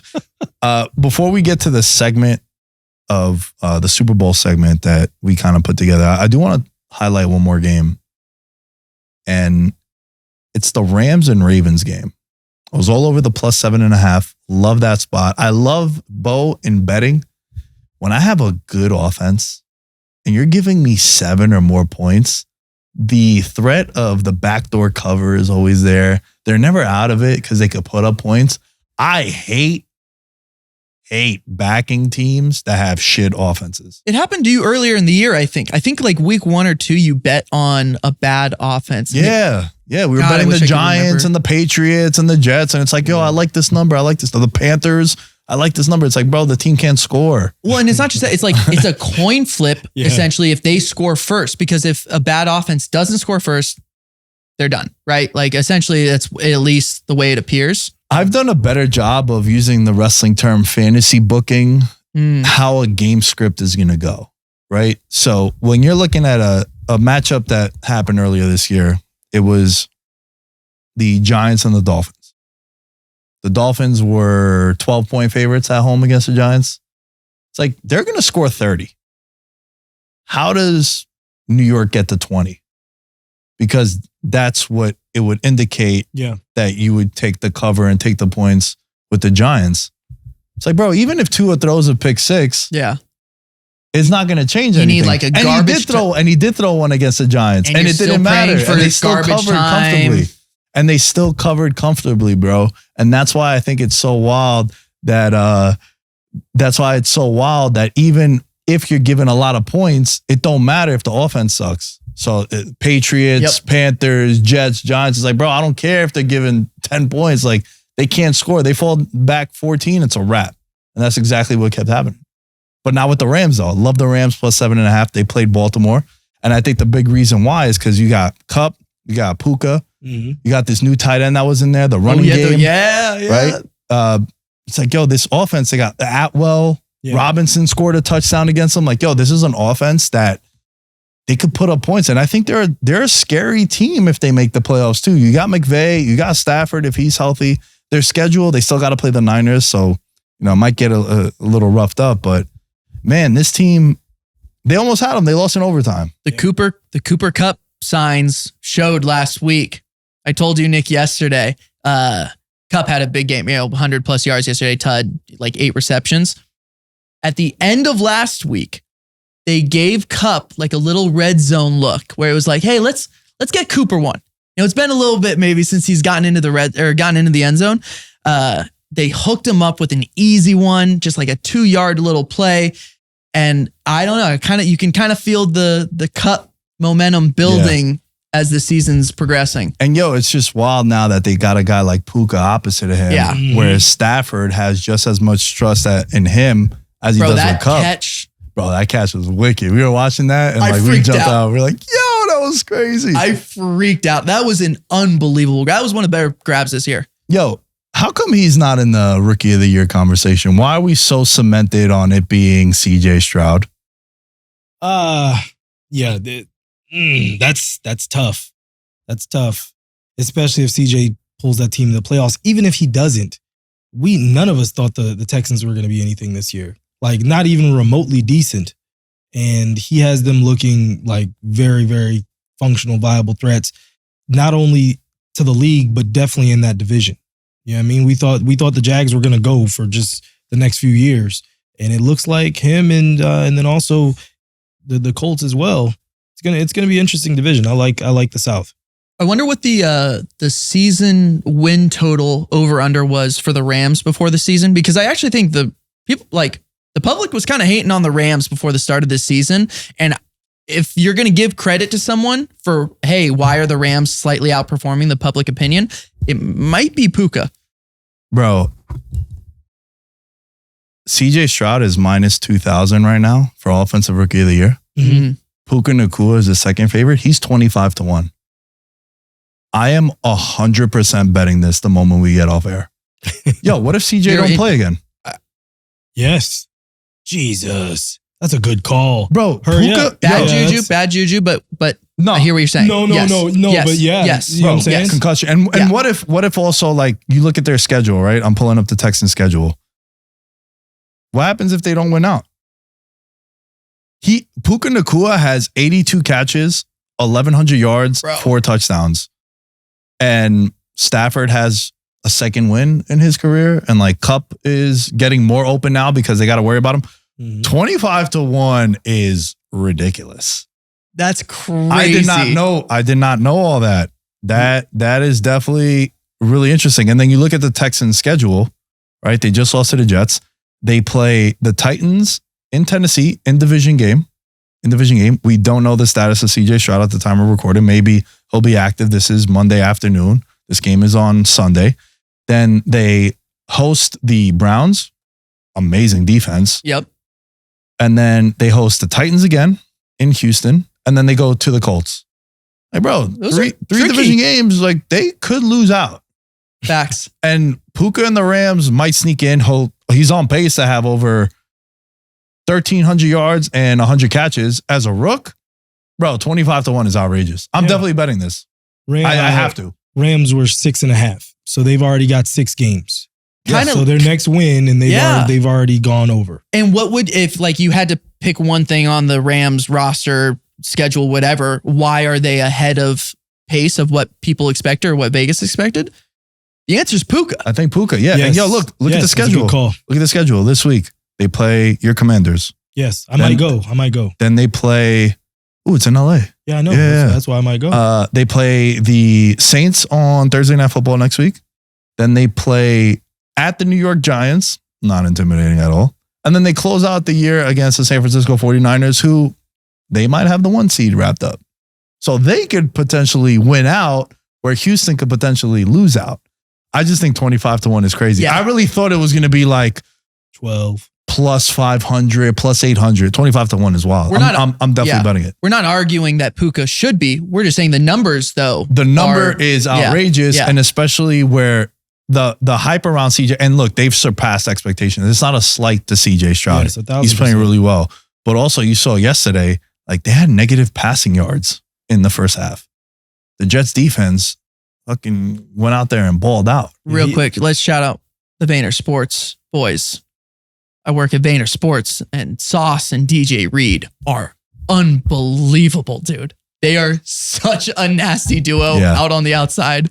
They're so good. I'm making this face for the people watching on YouTube because everyone that scored a touchdown yesterday he's like, oh, he's one of our guys. I'm like, dude, if you did a anytime parlay, if you would have told me and I would have put some bets in, he's like, oh, Evan Ingram, he's one of our guys. There was another dude on the Browns that scored. David Bell. He's first career touch. He's like, yo, what am I? I was like, bro, he had to be like plus 900 his first career touch. I was like, bro, this is why I have you, dude. You gotta let me know this shit, man. No, it was if a crazy you day. can't degen, I could degen. Yeah. No more degenning for me, but yesterday was a bananas day for the company for sure. That was crazy. Yeah, our roster did well. Maybe I'll try and find like I'll pull up a tweet. I'll put it over this video or something, and I can show like everyone who played well. The Ravens continue to win games that I don't want to say they don't have any business winning, but Lamar didn't really have the craziest game. Even though, actually, I take that back. He balled out. I'm bugging out. I was thinking about a different Lamar game. Zay Flowers scored a touchdown. Odell on the double move. Had Odell scoring a touchdown on the Patreon. Had Cooper Kupp scoring a touchdown too. Did you hear Odell's breakdown of the play? He said he ran the wrong route. So Will Blackman, when I used to do a show with him, he would call that route. It's called Sluggo in Madden. It's like a slant and go. He called it house calls because if you connect on that, especially in those kind of coverages where it's like zone coverages, it's like if he just breaks out, the guy's always going to be open. And he actually scored a touchdown on Will one time on that route. OBJ. Yeah, when Will used to play for the Commanders. It's the famous one-handed dude. You're just famous one-handed. Josh is getting strays left and right, bro. Josh is just like getting Denzel fried. at the end of training day, just like getting peppered, dude. Just getting blasted by the Russian mob. Yo, but this is why I like Josh though too, man, because he could take it. Like this is why we troll. I troll my friends. If you're my friend and I don't make fun of you, just know, don't call me at night because you're on the side of the road. If I'm fucking getting at it and making fun of you and shit, like, yeah, you're one of my people. That's just how I am, dude. So that's why Josh is one of my people. Like that? It is what it is. It is what it is, man. Nothing I can do about the sadness that is my franchise. They record later. Yeah, different show. All right, let's do a ad break quick for our favorite sponsor, Fly Me Out, before we dive into this Super Bowl fantasy booking that we put together. So for those that don't know, Fly Me Out, they curate and scout the world for the most exciting locations. Those who join only need to purchase their slot. They take care of everything else from logistics to activities. It's a phenomenal way to meet and network the top innovators and achievers in various industries, legends and fans of Veterans Minimum. If you ever feel the urge to break away and discover the world with a like-minded tribe, let me introduce you to Fly Me Out, the premier social travel club. Imagine if LinkedIn, Airbnb, and Raya had a travel-loving baby. Whether you're looking to network with professionals on a beach or bond with creatives in the heart of a city, Fly Me Out has got you covered. Dive into curated experiences, and with their platform, it's never been easier to find your tribe and see the globe. Don't just travel, make memories. Go to the app, download Fly Me Out, use the code VM1 for expedited application review. They'll speed up the process for you if you're a listener of the show. That is VM1 for expedited application review, and the app and the brand is called Fly Me Out. I've asked everybody this. what is your dream place to go visit? I think I said last time on the show, I told you I was Portuguese, Greek. So I think I said the island of Madeira or Greece. But I'm kind of itching for a surf trip. Honestly, I'm pretty due for a surf trip. So Big surfer guy here. Okay. something like if I could go with a couple buddies to like Costa Rica or something like that, that would be awesome. Or Oahu as well. Me and my boys went to Oahu in March, and that place is stunningly beautiful. Yeah. I've never surfed. You ever been a surfer? I fell. And that was it. Boogie board. I was a huge when boogie boarding first came out in the 90s. Oh yeah, YouTube. That's crazy. That's when I aged myself. I'm old enough to remember when boogie boards came out. And I was probably the only black kid that had his own. My parents bought one. I was like, the heck is this? It's called a boogie board. And I was like, all right. Then I just got excited waiting for the next trip to Myrtle Beach. Yeah. So you grew up in DC then and then would go down to Yeah, we would. I've traveled since I was a child, so traveling's always been a big part. But yeah. Shout out to Boogie Board. Yeah, shout out to Boogie Board.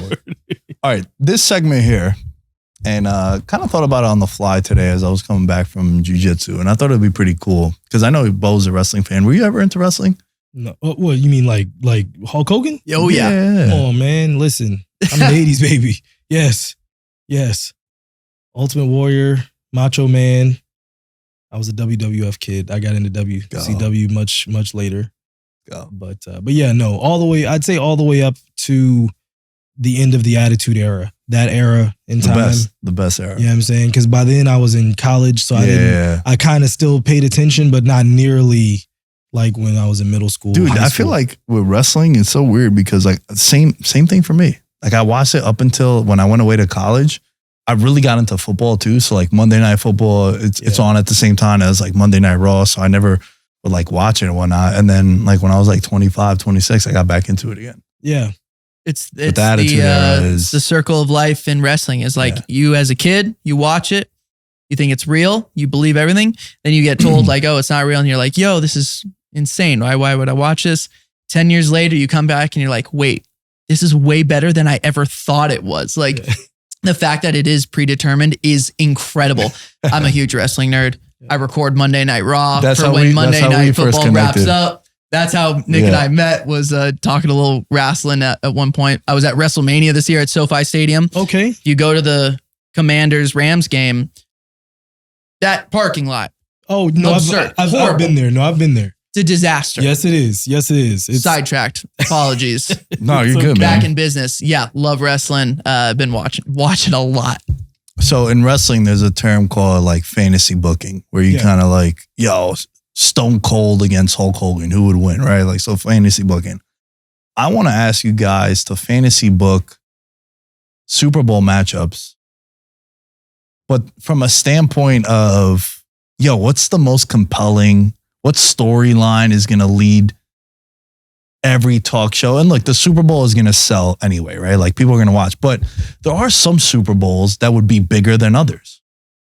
And there's some that have way cooler and fun storylines and sort of nuggets that you could find within those, right? So for me, and I'll lead this off as the one that I think this would be the biggest Super Bowl in NFL history if it happened. I think it would be the number one Super Bowl. I don't know what the game will turn out to be because we've had duds in the past, but from a storyline standpoint, from a fan perspective, the Dallas Cowboys versus the Buffalo Bills. Was that yours? That's one. That's one, yeah. But this is why, like you said before, this is my show, so I was going to lead off anyway. You know what I'm saying? It's the wrong year for it, though. Why is it the wrong year for it? Because Trayvon Diggs is hurt. You need Diggs on Diggs. That's true. You need Diggs on Diggs if you're going to do that matchup. That's fair. Damn. But I had a title for mine. You said you were bringing titles when you said this. This is the Nobody Believed in Us Bowl. Oh, I like this. Nobody believed in us. God did. God did. That's what this one is. Nobody believes that the Cowboys are going to get there. Just like, we want to pick the Bills, but at this point, we've seen enough of the Bills. We're starting to look at them similar to how we look at the Cowboys. Nobody believed in us. So for them to go back and rematch 27 and 28 and do it for a third time, first off, if the Bills lose, that city will burn, especially to the Cowboys again. But if they actually won that one, it would be. I mean, that would be the story of this century, I think. Yeah. And how about this? Let me throw another wrinkle. 30-year anniversary. It sure is. Happened 30 years ago when these two matched up. The last time. But think about how much these two fan bases love their teams, right? Like, I know everybody loves their team, but like, look, I troll Cowboy fans. Like, are they delusional? Yeah, but they love their team. Buffalo Bills fans, they love their team. It would be insane if that was the Super Bowl. I think it would be the highest like secondary market ticket to get. It would be like $30,000 to see like all of it. It would be crazy, bro. And then just like the pain that the two fan bases have gone through since then, right? Like, I know the Cowboys ended up winning a Super Bowl after that. Again, like in the mid-90s, even after 95. Buffalo. 95, 96, No, like they beat the Steelers. That's right, because they took off 94 when Deion went to the Niners. Right. And then Deion went to the Cowboys the next year. They won in 95. But then when you think of those two teams, they haven't been to Super Bowls since the 90s. Since like then. it would be insane if that's the Super Bowl. So that would be like, I haven't bet this. I know I bet the Bills to make it and win the Super Bowl, but until proven otherwise, I'm not taking anything with the Dallas Cowboys. I still feel like that, you know, even though they won, we didn't even talk about them beating Philly yesterday, dominated Philly. Yes, they did. That was super impressive. Dak Prescott now, according to Wager Attack, is the leading candidate for MVP. It seems like it's him and Brock Purdy have separated, because then the rest of that is Tua, Jalen Hurts, and Lamar are all 9-1, where the other two are like plus 150, plus 200. So basically, it's a two-headed race going down the rest of the year. Even though Brock has the head-to-head over him and he played really well, where Dak played like shit against the Niners. But besides that, like I was talking about Jordan Love, no one's played better quarterback than him the last 3 weeks. I think no one's played better quarterback than Dak Prescott the last like 10 weeks. Like since that Niners game, he's played really, really well, dude. Even in losses, he's played really well. Like against Philly when they played in Philly. So back to this Super Bowl though. Dude, Cowboys Bills, I think, is my number one fantasy booking Super Bowl matchup. That would just be fucking epic. The goal of the fantasy booking, like I'm not trying to necessarily sell out a stadium, right? I'm just trying to create a fun game. I'm talking about like the storylines of it, the fans involved, because the Super Bowl is going to sell anyway. Right? 150 million people are going to watch it anyway. So then like, I got one. We're all going to be, but I'm talking about like, because, bro, there's been Super Bowls that have been duds, like that haven't been exciting. Like, sorry, Atlanta, but Atlanta, New England, no one really cared about that one. Like, it didn't have. I'm not a dirty South. I have no ties really to the South other than going to Mizzou, which is in the SEC. But like, I would imagine in Atlanta, it was a big deal. No, it was a big deal in Atlanta. Yeah, but I'm talking about like nationally. It did well, but I'm saying. It wasn't like Kelsey versus Kelsey and Andy Reid versus his old team and is Brady going for 7. Like it wasn't as many storylines. Yeah, and a lot of it had to do with it being the Atlanta Falcons. Yeah, that's what I'm saying. Like when the Panthers went to the Super Bowl with Denver, it was like, how many is Peyton's going to get his last one, right? Like if that Atlanta Falcons was Michael Vick Atlanta Falcons, totally different game. Totally different game because Vic changed like the culture in football, right? No, I follow. You know what I'm saying? That's what I mean by it being exciting. Okay, I got a game then. Okay, talk to me. Not necessarily realistic, right? They're not necessarily like odds-on favorites to end up there. And I don't necessarily think it would be the biggest draw of all time. But I think there's a fun matchup between the Detroit Lions team, who has not done very well over the last 35, 40 years, and the Cleveland Browns, another team who has not done very well in the last 35, 40 years. That would be the Pain Bowl. So again, I understand it's not like the game that gets everyone out of their seats, and it's not necessarily realistic, but in terms of just being an intriguing, interesting matchup, one of those teams ending up with a Super Bowl is insane to think about. You know what that is? That would be the 2016 World Series with my Cubs versus the Indians. It was the Pain Bowl. Somebody was gonna break a curse. Do you understand what I'm saying? No, that's the exact matchup you're creating. Someone's curse is dropping. The Lions have never won. The Browns haven't won since they've created them as the Super Bowls. Someone is getting the monkey off the back. Yes, 1,000%. And somebody's, city is going to be overjoyed for the next 50 years. Yeah, I mean, it feels like, we were kind of talking about maybe some of the downfalls that the Lions have earlier in the show, but feels like the Lions are probably more probable to end up in that position. But I don't know. I just think it would be interesting to have one of those two teams win. That'd be crazy. It would be the first time either of them are in the Super Bowl too. Yes. Like neither have never even made it. Never made it, yeah. Wait, say it again? The Browns or the Lions have There's never only even made it. 4 teams right now that have never made a Super Bowl. So there you go. Browns, Lions, Jaguars, and Texans. Oh my, so throw Jags in the, you But could. to defend the Jags and Texans, they just got here in comparison to the other teams, right? Like the other teams have been around for a minute. Whereas these, And honestly, like the Texans and Jags, they just got here. They haven't done great, over the last 20 years or whatever. They have not been what the Browns and Lions have been over the last 4. I mean, those are, really tough, like for the fan base. I'm just thinking about the fan bases, right? Yeah. To have Browns fans show up for the Super Bowl in Las Vegas and Lions fans show up in the Super Bowl in Las Vegas, like that's crazy to me. That would be insane. No, that's a good call. Give me one for you. All right. He said Lions, so I'll stay there. I'm calling this one A New Hope. Ooh, okay. The Lions versus the Ravens. And that one, even though the Ravens have had moments over the last, 20 years, they've had 2 Super Bowl runs over the last 20-ish years. With Lamar Jackson and all the narratives that have been spun around him and, he can't get there, he can't do it. Even this year, I haven't thought that he's played, exceptionally. But for him to get there, and then back to what you were just saying as far as the Lions being there, both of those franchises, both of those teams, I think that if the Lions were to win a Super Bowl, what that would do to that city, what that would do to that community, and that team, that organization, it could catapult them for another 20 years. Yep. I think in the Ravens would, the Ravens kind of have the Raven way and just how they have built their franchise. If they get another one with another quarterback, now that's 3 quarterbacks for all 3 of their rings. I think it would start to separate the Ravens again and see what Lamar could actually be. So A New Hope, that one. I would love to watch Lamar being chased down by Aiden Hutchinson and seeing like just the fun dynamic of that. Yeah. Oh my God. Aiden running around trying to grab Lamar. Lamar's shedding tackles, trying to fling it down the field. That would be an awesome game. So I want to mention, because it just refreshed on me. I was trying to give the odds for each of these. So 79-1 for Bills Cowboys. This one that you're talking about now with the Lions and the Ravens, plus 48.50. So $100 wins you 4,850. And the one that you mentioned, $100 wins you 16,000. Okay.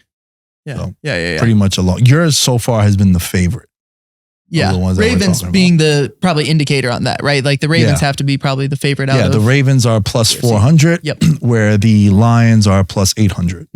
So, listen, I think that was Georgia's preseason Super Bowl matchup too.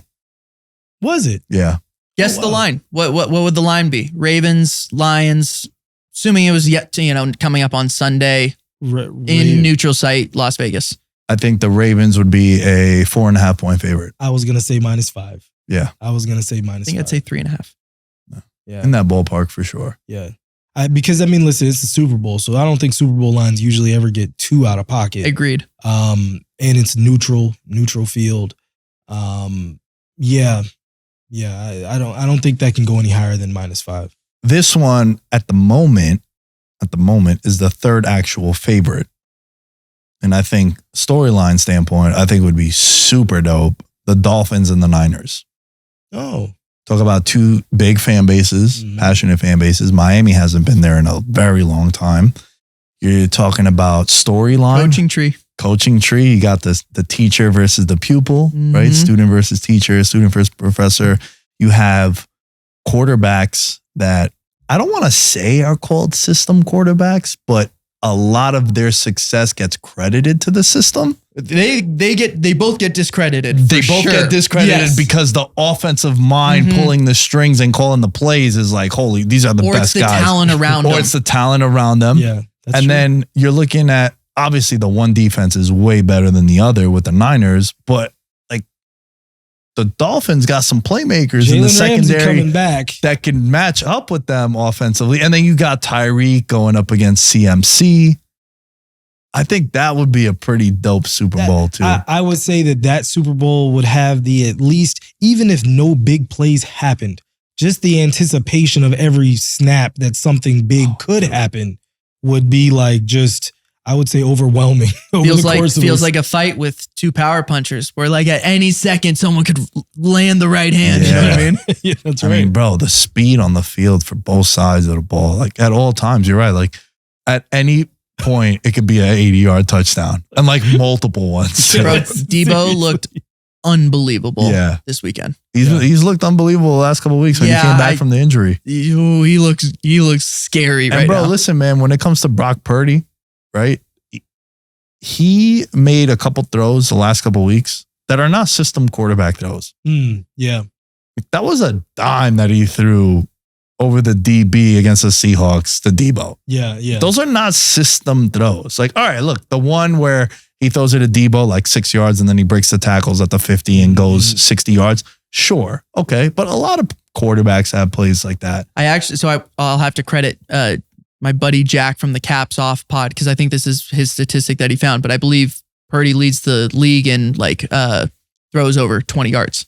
Yeah. Which people would That's never surprising. give him that I credit. think he's 14 of 16 in his last 16 attempts where the ball travels over 20 yards. That's fucking crazy. Yeah. That's like Mahomes shit. Yeah. And he's number one in like completion rating, pass per attempt. Like pass per attempt is a good indicator, similar to throwing it at the sticks. Yep. That, you're not just checking down. Yeah.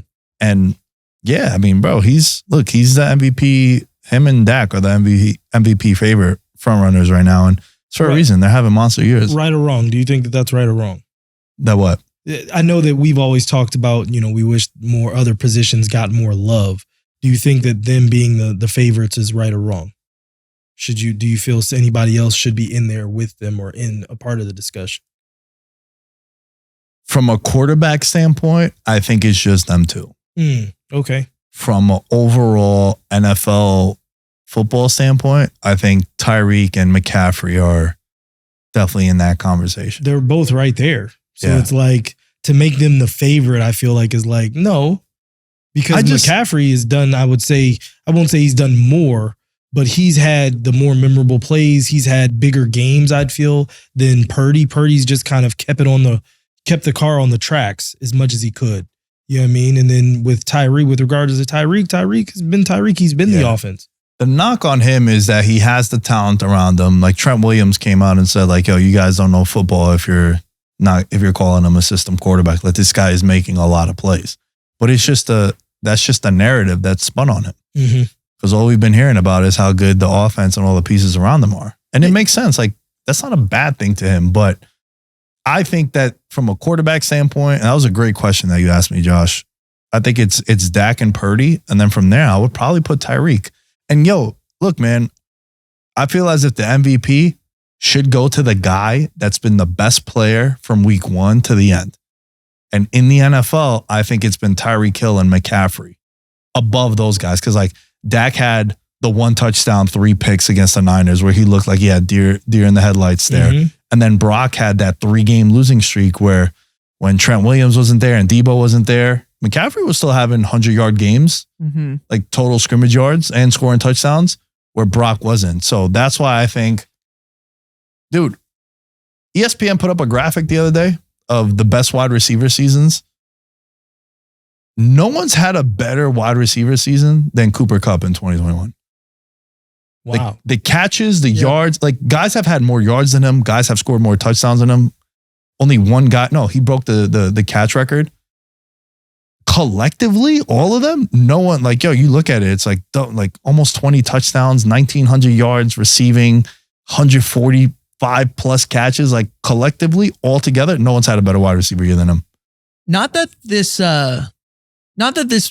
Niners team is the exact same as 3 years ago, right? But I don't think the Niners offense looked this good when like Jimmy G was at the helm, right? No. And relatively speaking, it's the same team. You know, they've added Christian McCaffrey. So what am I saying? But like, I don't know. If you were to just compare Purdy to the guy that he replaced, this Niners offense looks a lot more fun. It's definitely, I would say it's definitely more explosive. Yeah. They have a lot more explosive plays. At the very least, different. Yeah. Yeah. I mean, especially that like kind of check motion that the running backs have been doing a lot. You know what I mean? Whether it's Debo or whether it's McCaffrey, where they kind of like slide over to the slot, but then come back and then kind of run a route back out. Look, it's been explosive. So no, you're not wrong at all. I'm pulling up that post with the wide receivers, and it wasn't ESPN. My bad. It was Bleacher Report talking about the best years that wide receivers have had, and bro, it's ridiculous. Like his numbers were insane. 1,947 yards, 145 catches, 16 touchdowns. Randy Moss in 07, he had 22 touchdowns. Right, like there's been Calvin Johnson almost broke he broke the record for most yards in a season. But like, bro, 145. Michael Thomas has the most catches in the NFL history, but like he was 4 away from that. Yeah. So like collectively, all in one no season. one's had a better wide receiver year than him. And I felt to tie this all to Tyreek Hill, Cooper Kupp was the best player in the league that entire year. And that's how I feel about Tyreek Hill. I think he's start to finish, he's been the best player in the league. He's only had 4 games under 100 yards. Yeah. Oh my God. The whole season. And let's see, one of them was 88. Oh my God, dude. 62. You know what I'm saying? Yeah. But even in those games, in the 88, he still had a touchdown. He had 11 catches. That was versus Philly. So he still was making his impact on the game. I mean, I've been on it since probably week 3. He's been the MVP to me. It's pretty odd though that like of the top 10 favorites for NFL MVP, 2 are in 2 packs of 2, right? It's Christian McCaffrey and Purdy, and then it's Tyreek and Tua. It's like, I wonder if there's like a problem with the NFL MVP voting when you can't decide like who's the person that's creating the success.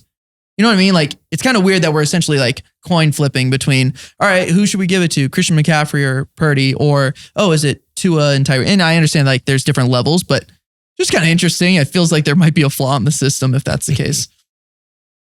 Yeah. It sucks that if you pick one, it's like you're shitting on the other guy. Yes, which I hate. I hate that. It's always in any argument, anytime you rank someone, it's like, nah, Josh is dope, but that means you suck. Yeah. Right? It's like, that's not the case. Why can't both, like, why can't everyone? Yeah. But again, then we go into the conversation on like participation trophies, you know? So I'd rather have one winner, but it doesn't mean just because one guy won it, doesn't mean that the other guy, you have to completely dump on him. Yeah, it's not that the other guy didn't do something. Right. Just pick a reason why you think one person deserves the MVP. Purdy had to play in worse weather than Tua did. If that's your reasoning, sure, dude, go ahead. But I'd pick the reason because it's a pro thing to the guy that you're voting for. Don't like tear down someone else because you're nitpicking, I feel like. I guess my reason would be if you take Tyreek off that team, does it really harm that team? And I feel like even though they still do have all the other speed, his impact would be a vacuum. I still feel like if you pull him out, it changes everything. Yeah. Whereas Jalen Waddle, he comes out, he's missed games. Yeah. He comes out, we'll be all right. Yeah, I mean, A-Chain was gone for weeks with an injury. Yeah. Didn't matter. We'll be Offense all right. was still humming. Yeah. You know what I'm saying? You take Tyreek out, I don't know if they're gonna be all right. I'm not sure either. That's fair, bro. That's fair. And I like that take a lot because I agree with you too. I think if Tyreek isn't there, and then the same kind of goes with like a McCaffrey. Yeah. Brock Purdy and McCaffrey, their careers kind of coincided together where McCaffrey goes from Carolina to San Francisco. Yeah. And they went on that crazy winning streak. Mm-hmm. So let's wrap up. Give me one more. Last one, run it back. Eagles, Chiefs. Yeah. Especially right now with both of them kind of, starting to have some of the shine fall off of their season last year. Not that they wouldn't go in as being the favorites, but there would be definitely some detractors. And so for them to kind of rise above that and then do it again, all the storylines kind of coming around that, you know, can Andy Reid do it again to his old team? And Sirianni, you know, is he the next guy? Like all of those things. Yeah, that one is 19-1. Okay. I actually bet this to be the Super Bowl in week 6, and I got plus 800. So you're getting better odds now. But again, a lot has changed since then, right? Philly was kind of undefeated, or they were undefeated. They were undefeated, I think. Kansas City was had only one loss. It was only Detroit at the time. So things have changed. Watching that Bills Chiefs game yesterday, I think I said it with a couple minutes left in the game to you. I was like, if you were going to bet on one of these two teams to win the Super Bowl, whoever loses this game, it's probably a pretty good choice. Like you probably are going to get a decent number. Whoever was going to lose yesterday's game between the Chiefs and the Bills, there might be a decent number out there for you. There was going to be changes for sure. The only pushback I'd say is that the road for Kansas City, because they're still leading the division, even though it's one game back of the Broncos. You know that? Yeah. One game back of in Denver, bro. I saw that. Crazy. I've been following Denver because I bet them to win the Super Bowl in the beginning of the year. And it was one that I said the Monday after the Super Bowl. So those videos would be dope to resurface if anything happens and they make the playoffs. But this matchup here, man, with the Bills and the Chiefs that went down, I think the path for Buffalo would have been way more difficult if they didn't win. And you saw it, now they're 25-1 to win the Super Bowl and they're 12-1 to win the AFC. Where before this game, it was 50. It got cut in half, and it was something I was saying. And sometimes a lot of sports betting is that too. It's that's why we bet and gamble. Because I thought that they could win that game. You might have not. And it's if I like Buffalo to make a run, they have to win this game. I need to bet them now because if they do, then their odds change. Right? It was the same thing. It didn't work out when I did the same approach for Green Bay last year. They had to win out those games and they make the playoffs. They didn't. They lost the last game to the Lions. And then I did the same thing with the Bengals before they played the Niners. 40-1 on the team that I said was going to win the Super Bowl from the beginning of the year. I bet them at 8-1. And I was 40-1, I'm going to double down. They win the 2 games, Burrow breaks his hand. You're there goes that. That's just what betting is, bro. Sometimes it's going to work, sometimes it's not. Yep. Your Burrow MVP with McCaffrey and Parsons. I was really high on that before the season, dude. I know, bro. I was really, and then Burrow started to play well, and McCaffrey had a really good stretch, and Parsons was part of that elite Cowboys stretch. Oh, I was bought in. Yeah. I was really bought in for a while. Fuck, man. Fuck, why'd you bring that up? I'm sorry. That looks so good. They were giving me a cash out too for $800. $25 bet for $800. And they were allowing you to cash out early? Yeah, there's some sports books that let you cash out your bets. Shoot, But I don't cash out because I don't like wearing multiple condoms. Do you wish you did? I do a little bit. I do a little bit, bro. I wish I would have cashed out. Hey, I didn't know he was gonna get hurt. I didn't know he was gonna get hurt. That's a long season, baby. Yeah. That's a long season in football, man. Somebody oh, you want that 25 to be 800? Yes, I do. Yes, I do. It was a good, but GG's. Both teams played hard. Good job. We'll try again next year. December I'll take my money rent. and run. We'll try again next year. I'll take my money and run. I think those are the most compelling matchups, honestly, man. I think the ones that we mentioned would be the ones that would be the funnest. The only other one that I had in mind that I think would be pretty cool would be a Cowboys, and it features the Cowboys, right? Which is crazy, but Cowboys Chiefs would be dope. That would be. Cowboys Chiefs would be sick. Taylor Swift versus Dallas. Oh God, that would Oh. be bonkers. That would be, but that man, listen. Literally. Isn't Jerry Jones from? Oh no, he's from Arkansas. No, he's from Arkansas. He's from Arkansas. Okay. But any storyline involving the Cowboys would spin just. I don't even know if we're really prepared for what that world would look like. Because if you really think about it, the last time the Cowboys won, were you even alive yet? I was, yeah. You I was born in 91. Yeah. Okay, all right. You were still fresh out. What about my man in the back? 97. Yeah, you know what I'm saying? So he barely saw Michael. He saw him. You know what I mean? Dad propped him up, but that was about it. I told you my dad told me that I saw Jordan play live Yeah, at the yeah, I Garden. remember But I was you like told me 4 years old. I was Like, like, bro, Dad, that doesn't count. dog. It I can't doesn't go count. around telling people No, I got to see Mike play. I'm a Jordan Wizards guy, unfortunately. Yes, yes. That's the Jordan I remember. So That's all right. He still was all right. it's not my fault. But like anything with the Cowboys is going to be stupid. Mm. Yeah, I mean, in this society that we're in now, that team's viral when they're bad. I could not imagine If they're good. I want you to close your eyes as a Giants fan Yeah. and really imagine what that Monday would look like if the Cowboys won. I don't even wish to consider it because that right there today, like as a kid, I literally was playing FIFA, back on my FIFA grind, with my buddy Ralph, big Cowboys fan. He's like, dude, I'm going to send you a picture of me in a Cowboys jersey doing a couple of inappropriate things that I can't mention on the broadcast every day for the rest of my life if they win the Super Bowl. like, do you understand the level of trolls? It's going to be bad, yeah. Like that's the one thing that we can do for, you know what I mean, that we have is that the Cowboys fall apart. Yeah. If that facade cracks, that's like the Red Sox winning.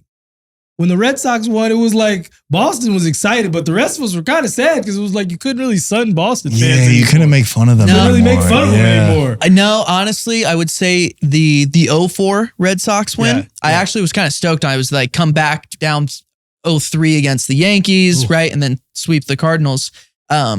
The 07 one felt different. Once they won the second one, it really got old quick because like the Patriots were whooping on people around That's the same right. time. That's right. Celtics had just gotten, or were just about to get, KG and Ray Allen. And it was just like, right. oh, by 07, people were pretty done with Boston.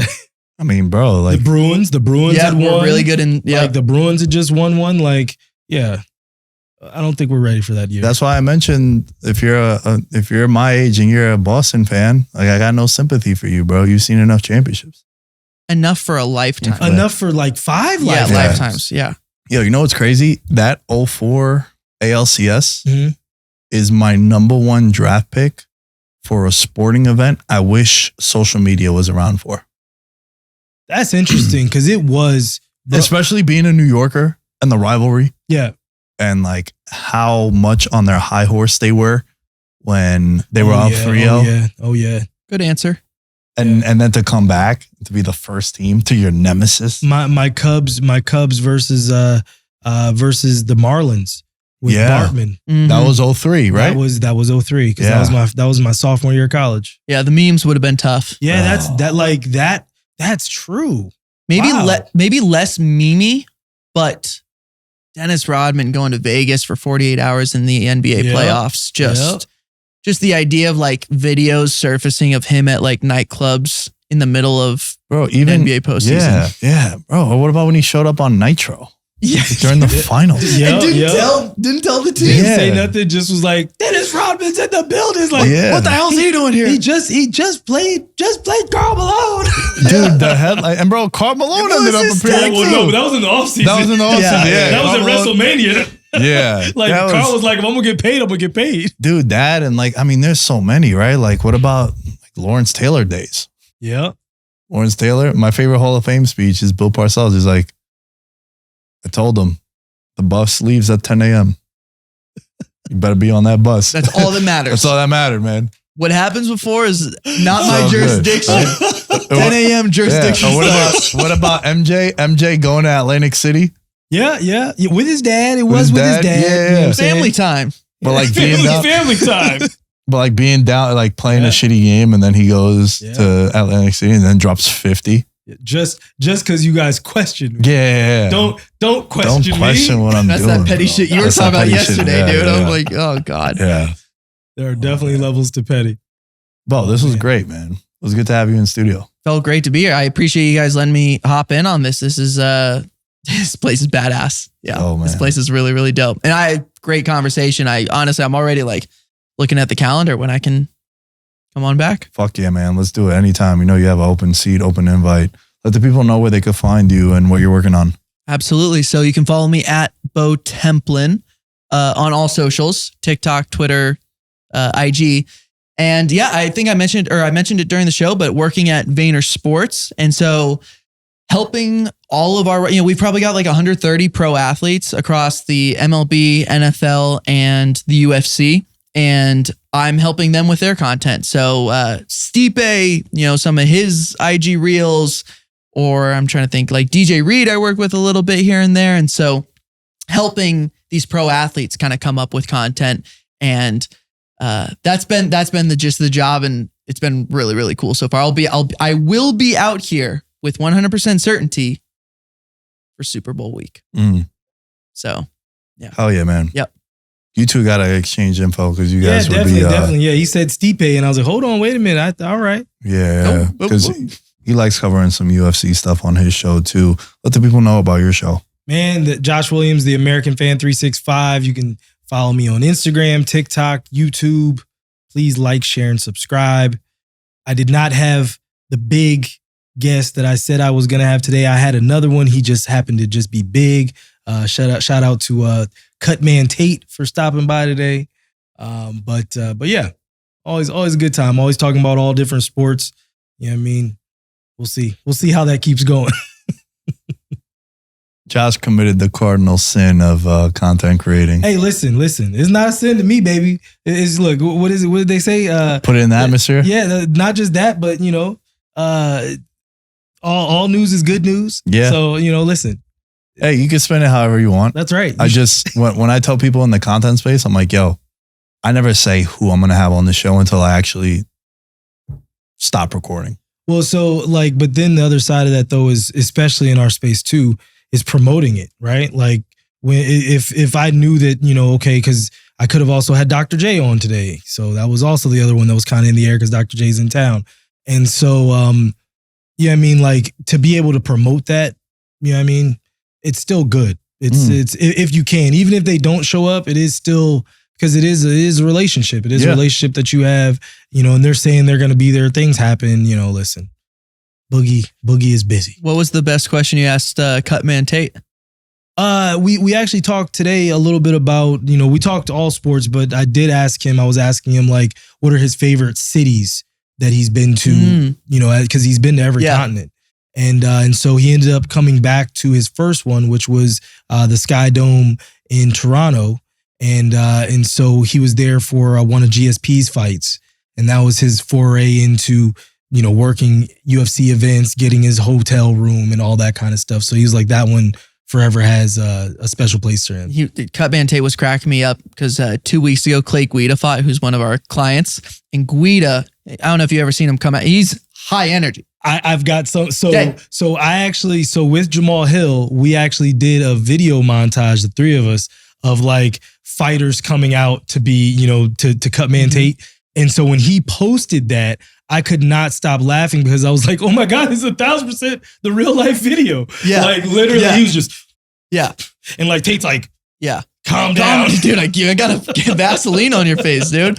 Like all of it. No, literally the moment you said Cutman Tate, I'm like, oh, I wonder if he thought about like the Clay Guida that you mentioned. GSP. I was at the UFC's Fight Pass Invitational last night, grappling event.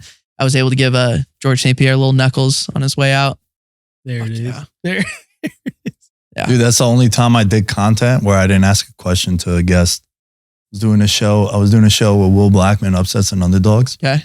And him and Will actually rehabbed together. They both tore their knees up around the same time. So they were like friends. And then Will just 10 minutes before the show starts, I was like, yo, who we got on? He's like, oh, St. Pierre. I was like, the fighter? He's like, yeah. I was like, fuck off. Why the fuck you didn't tell me that? Like, why you, he's like, oh, George is my boy. He's like, we can have him on whenever. I was like, bro, he's literally the reason why I watched the UFC. Yeah. Like legit. And dude, the whole time I was the most nervous I ever was on a show. And then Will was like, yo, you want to ask him anything? I was just like, yo, I just want to say thank you, bro. Oh. Like legit. I was like, yo, you're the reason why now the UFC and like now I do jujitsu and shit. Like you're the main reason why. I'll never forget the first time I watched UFC, I was in Cancun for spring break. My one friend was like, yo, whatever we do Saturday night, was our last night there. He's like, I got to watch the UFC event. Mm-hmm. And we're all like 18, 19. We're like, bro, we're not going to go fucking watch UFC. We're trying to get chicks. We're trying to party. We're not going to go. Yeah, it's Cancun, right? I did the worst thing ever, and I was consuming water, and they kept telling us like, don't drink the water in Mexico. Not the real water, not bottled water. Dude, like reckless. I was like young, dumb, and stupid. Look at us, like Montezuma's revenge. Yeah. So You got busted up. I got busted up. The toilets were humming. Trouble. Right. So I ended up telling my buddy George, shouts to George, I was like, yo, bro, I'll come with you, man. Like, he was hell bent. He's like, yo, I'm going no matter what. And we're like, bro, we're not going to travel to these bars by yourself. Like, I'll come with you. So I went over there. Yeah. And dude, when GSP came out in the gi, I think it was in Canada also, against Dan Hardy, I was like, who the fuck is this guy? I think that's the fight. I think the redhead man said. It might be. I think that was the one that he was talking about. That is crazy. It might be the one. Dead ass. It might be. I think that's the and one I that just he remember, mentioned. and like GSP was never a finisher in fighters, but he would just 50, 45 people all the time, just take their soul. He had a lot of finishes, but yeah, man, I know we got super sidetracked, but it's crazy because I think it might be that same exact card. I told him, I was like, yo, the bro, best ambassador the sport could have ever had. Yeah, and did it right. Man. Before we wrap up, big love to the members of the Patreon. We are at 82 members. Let's try to get to 100 by the Super Bowl would be nice. Mahul Patel, Abel Rezin, Ben Coetzee, and Christopher Velasquez, Derek Platees, Dylan Chadwick, Jerry Shapiro, Jordan Riley, Mike Stevens, Mike Wozniak, Nick Crummich, and Thomas Robinson. Shout out to Derek Platees, Christopher Velasquez, and also Nick Chavez. You guys have passed the 4-figure mark pledging to the Patreon, and to that I am super grateful. Reach out to me, going to send you guys some goodies for doing that, and support the show at patreon.com/veteransminimum. You could see now on the screen, if you're watching this on YouTube, we have a $1 tier. So as little as $1 a month, you can join and support the show.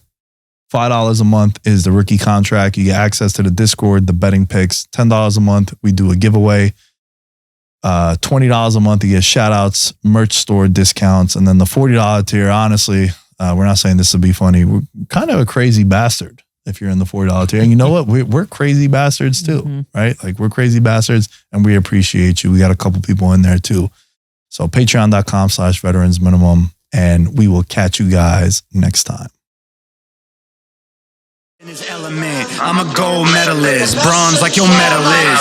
So many deer in headlights, but it's bedtime. Hear that supper bell, main course, be the venison. Dab. Most dangerous game.